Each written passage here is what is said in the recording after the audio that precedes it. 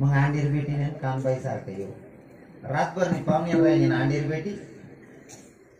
अख्खा गली मालक आवाज रास का रे दीदी खत्म करे वा रे दीदी चाल बोलावा रे वा रे दीदी नाश्ता बोलावा रे काय पण तू ते मन रुनील नाही तू काय कट आहे गे मावशीनं कितलं वजन आहे रातभर राहणार पोरण बरोबर आहे की नाही हो इथलं वजन मग कानबाई सारखं रात्रभर राव काय काय पुरी इथल्या नेतात निघत राहतील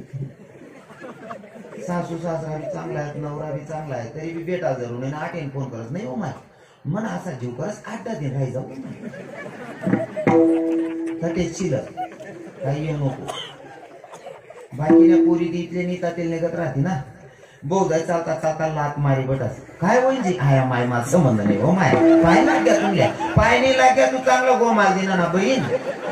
पाय नाही लागल्या ना कान्हा देशाची श्रीमंती कान्हूबाई माता हा ती कान्हूबाई माता जर पंढरपुराचा मालक कीर्तनात हाजरी लावतो तर कान्हबाई माता येत नसेल का कान्हूबाई माता आलेली आहे आणि आलेल्या देवीचं अर्ध्या मिनिटासाठी स्वागत करूयात आणि चिंतनाकडे वळूया ही आराधीनबाई तुम्ही कुंकू घ्या आरस केली बसून घ्या आराधीनबाई तुम्ही कुंकू घ्या आरस केली बसून घ्या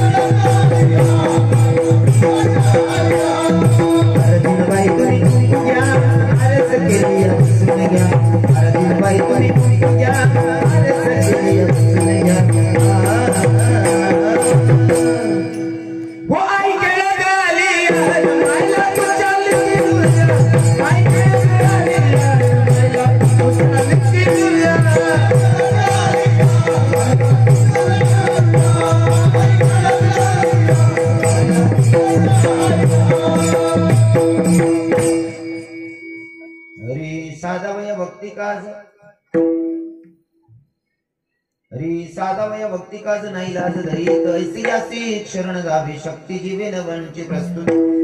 प्राप्त स्थळी प्राप्त प्रसंगी निवडलेला भंग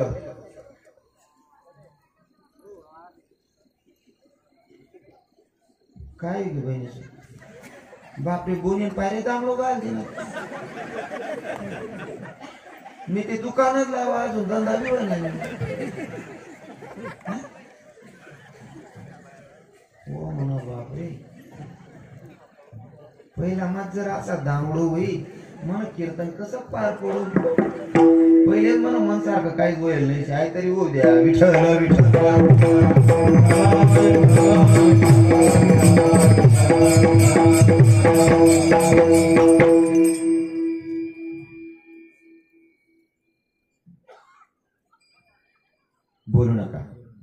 बोलू नका खरं तर मी सगळ्यांच्या पाया पडून माफी मागेल मला जरा विनोदात बोलायची सवय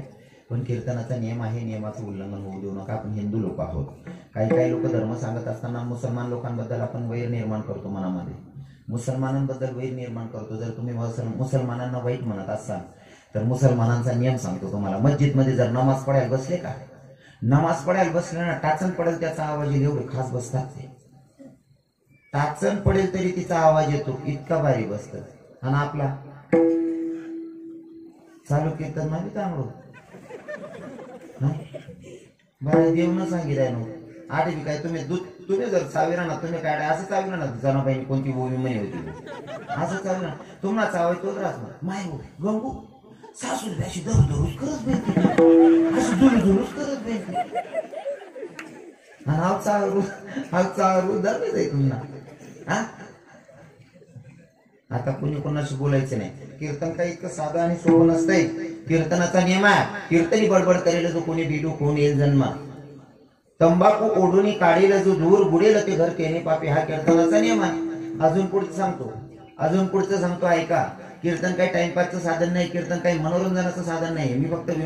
विनोदाची झालर लावून परमार्थ सांगण्याचा प्रयत्न करतोय कीर्तन विनोदाचा विषयच नाही कीर्तन साधारण गोष्ट नाही कीर्तन करावं माझ्या तुकोबारायांनी कीर्तन करावं माझ्या तुकोबरायांनी आणि कीर्तनात येऊन बसावं राजे छत्रपती शिवरायांनी, ही माझ्या धर्माची संस्कृती.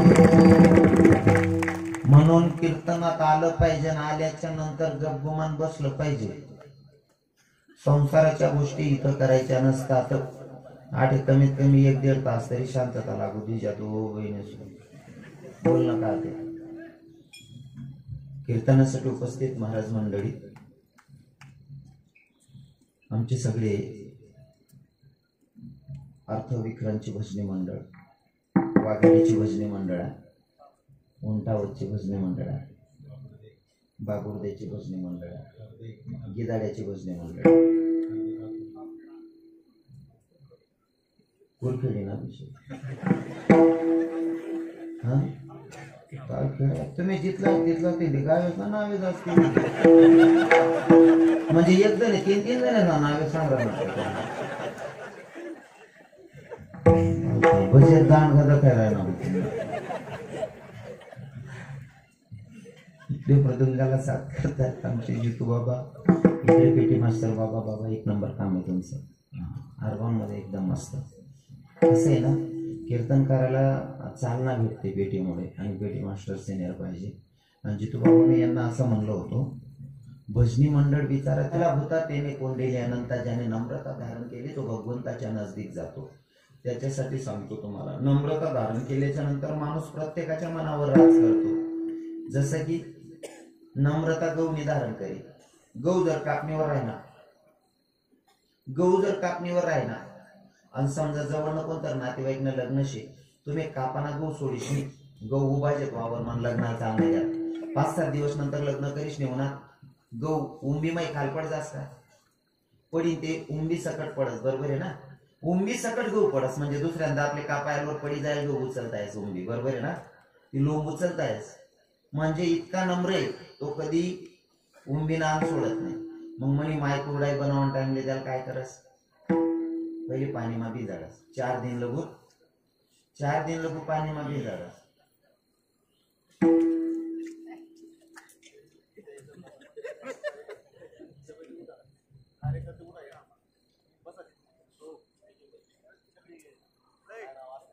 अरे मारते कोण पोरगे कोणाचं भाड आहे त्याला पोर घ्या ना, कोणाचं भाड आहे. आता कीर्तनी पोरे समोर इथले नाही. आता त्रास नको ना. मग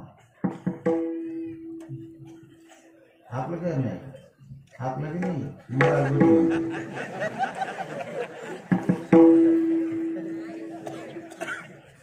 लेकर आहेत त्यांना काय कळतं नाही का.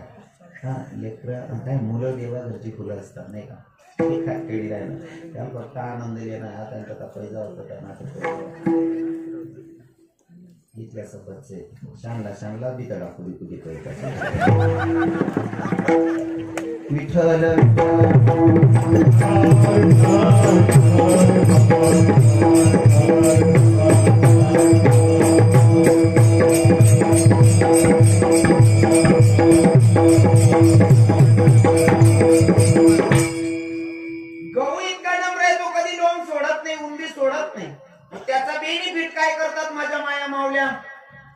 दादासाहेब, या माझ्या माता मावल्या काय करतात माहितीये का, गव्हाला 4 दिवस पाण्यामध्ये भिजू घालतात. प्रशांत दादासाहेब पाण्यामध्ये भिजू घालतात. 4 दिन नंतर मन माहिती असले वाटी काढस, वाटीशी त्याचं चिक काढ नंतर बी ते पाणी मा भिजाडस. ते पाणी मा असं भिजाडस. बाकीने बाई त्याच राहतेस ना, पांढऱ्या शुभ्र यावाला पाहिजे कुरडाया मनीषे ना, बरफ टाकते त्या पुरा. किती इज्जत आहे. हो गौ नम्र आहे म्हणून त्यांनी इतकी इज्जत आहे. कुरडाई बनायलेच मन माहिती तरी ठेवा टाइमला असं व्यवस्थित ठेवस, काकडा पडायला नको कुरडाईला, बरोबर आहे ना. नम्रता तयार टाइमला सुद्धा तेलमा सोडावस, किती इज्जत आहे. आणि चला आपण उडीत तोंडणीवर येतस आणि व्याय मरी घ्या वा आणि 10 क्रिया विधी लगून तर राहणशे आणि 10 व कधीच नेऊन होता आपण उडीत तोडाले वावर मा उडी दाखवा सापडस. मग तो तळ तळकी जात तळ अंग टाकतेस कोण असा गणच उडीत जातणार आताच त्या तळ अंग टाक देतात. मग त्याचे नुकसान काय बस माहितीये का, मनमाय मग त्या उडीत असले का असं पाणी मा बी झाडस का, मनमाय पाणी मा टाकेल लगेच काढी पे का शिलगावऱ्यातून दर्शन तू काय अंग आणला एक नाही रे बोरा पांढरा. तर पाणी माय बाहेर काढा लगे दाबावर टाकत सुकाड का चक्कीवाला सांगत भाऊ याल बैडी टाकेल तो चक्कीवाला बैडच ना काय उडी तिथला बेकार राहतस ना दादा साहेब काही उडी तिथला बेकार राहतस ना बैडेवर सुद्धा काही पाठ सोडतच नाही उग्र आहेत त्यांना उग्रापणा सोडतच नाही त्या हो काही उडीत काही पाठ सोडत नाही मन माहिती असण्यापेक्षा हुशार राहा आणि आई माय सवय पडतात उग्रा आग्रा नेट कराने काही पाठ सोडत नाही ना चक्कीवाला ऐकत नाही ना मग घरीच नाही मन माहिती गाव लावत बस काही पाठ काढा हा पण काढीच नाही रास काही पाठ काढी का मग सांगत चक्कीवाला भाऊ इतर दळण दळस ना त्यापेक्षा चांगलं कशीच नाही दळ रे भाऊ मग तो चक्कीवाला पीठ करस त्याना इथलं बारीक दळीस ना मन माय घरीस आणि ते पीठ मळाल बसस गहूनं पीठ बाजरीनं पीठ दादरनं पीठ जे पण असेल कणिक लवकर मळायचं पण उडीदनं पीठ लवकर मळावंच का बहिणीस या माया जर पीठ मळायला बसणार ना असं वाकरण तिकडच बसते मग मन माय सांगच हवायचं काय आवराव नाही उग्रा काय आवराय राहणार नाही मग मन माय काय करत गेली मला 4 दांड द्यावा भाऊ घर मा आवराय राहणार नाही याला अंगण मा कुठं आहे जरा असा बोले आता बोलत राहा बोलले उडीदले बाहेर ना 4 दांड कुठतस तरी सुद्धा बाकीना उग्रा शिकतात नाही मग मन माहिती किती सारा कराव काय शिकाव नाही याव काय उजरा पडाव नाही गो मग शेवटला पर्याय मन माय काय करत दोरीलेच नाही त्याला फाशीलाही मार लाट्या बनवून काय मी हा मग उग्रास ना तसा झालो तस मनीषी नम्रता ज्यानं धारण केली का नम्र झाला होता त्याने कोंडीत यानंतर नम्रता धारण केली आमचे प्रशांत दादा असतील आमचे राजपूत दादा साहेब आहेत सचिन दादा साहेब खूप समाधान वाटलं सगळ्यांना भेटून जमलेले सगळे महाराज मंडळी आणि मला आमच्या दादासाहेबांनी खूप चांगला संदेश दिला की भाई महाराजजी जे देशासाठी धर्मासाठी जे पण आपले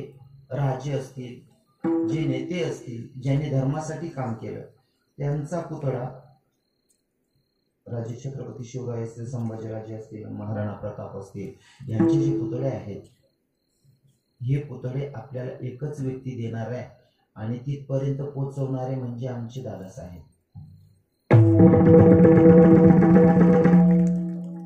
कसं आहे ना